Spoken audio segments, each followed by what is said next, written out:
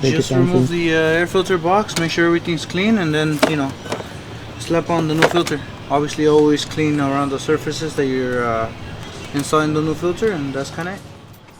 Over time, it just, you know, you get the map sensor dirty, you won't get that mixture that you usually get, you know, that you're supposed to get with the air and fuel ratio. Yeah. Globetrotter, so shocker. I keep hitting the chrome locker.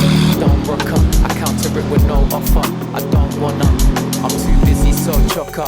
Call me Mr. Roadblocker. I make a whole number turn to an 8 flirt from a stage. The whole world on my plate, nothing worse than my fate. Saying words get burnt on a stake. Took a turn for the cake, so we turn and we say, always at the power of so this one's his track car, and we are installing some high flow exhaust on the car right now. Yeah, for Bedouin.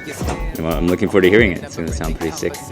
While I wrap them up in bandages and coexist in my end and what my anger is. Paying for no damages. I'm speaking universal languages. Out here, always seem to see the light. Never meant to be the vibe, but severed every reason why. Freedom got me talking all this peace and light. I wouldn't think twice to give a beat. It's like a Lego puzzle. If you don't have a heat shield, it's just bare cooking metal. You're gonna cook everything around here. Oh, because the metal heats up. Yeah, so you gotta shield everything else. The metal is gonna be okay, but everything else around it is what you need to be careful for. Yeah. Auxiliary fan. This side right here is pretty worn compared to this side. It's just making a really bad screeching noise. These fans are in. Just putting all the cross members and shit back. Nothing crazy.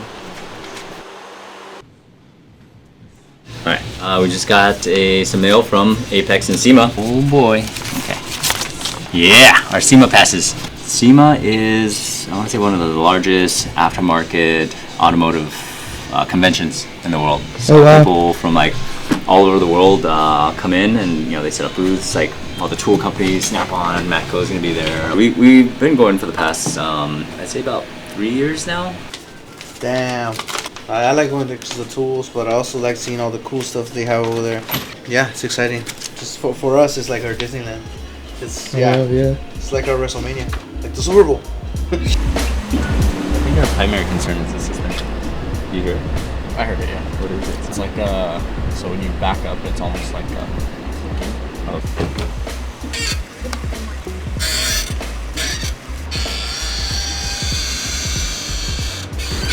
So we can probably do the chassis ears on it, see what's going on with it.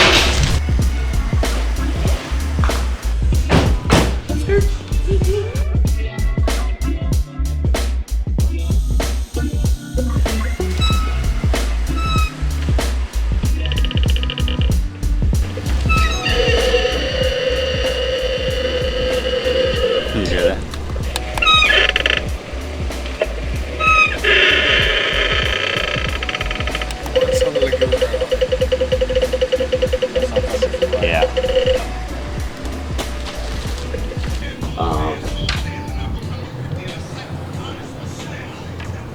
So we're working on the CL63, and it's misfiring on cylinders 6 and 7. So one thing we found, Edwin pulled these out, and if you look at the actual fuel injectors, they're pretty super gunked up right here. You can see, and it's probably not spraying. That's why it's misfiring, because we swapped coil, swapped the spark plugs. It's still staying on the same cylinder. You can kind of see the O-ring, like on the old one.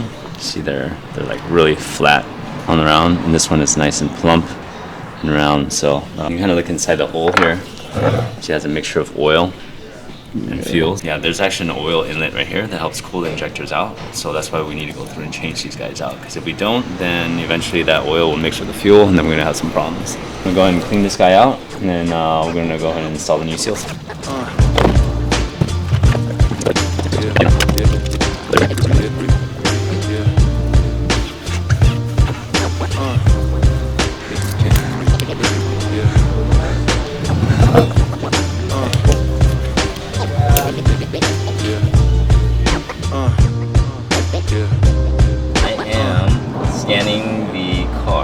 in this case, the DSC light is coming on because of the brake light switch. It doesn't know if you're depressing the brake pedal or not. Okay, so I think we can go on a drive now. Let's go on a drive and then we'll scan it and see if it comes back on. All right, let's see how long we can go until this light comes back on. You have your seatbelt on?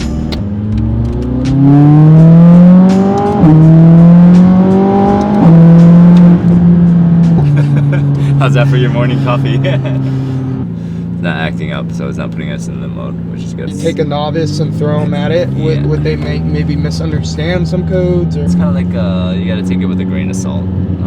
Check engine light's on. You're like, oh, there's a fault code for evap. You can't be like, oh, well, let me just change the purge valve, or let me just change the gas cap. You got to actually go through and understand the whole system. It could be a lot of things, so you can't just jump to conclusions. Just like people, if they're angry, you gotta ask them questions. Like, hey, why are you mad? Oh, well, I got cut off today. On the way to work, and I crashed my car.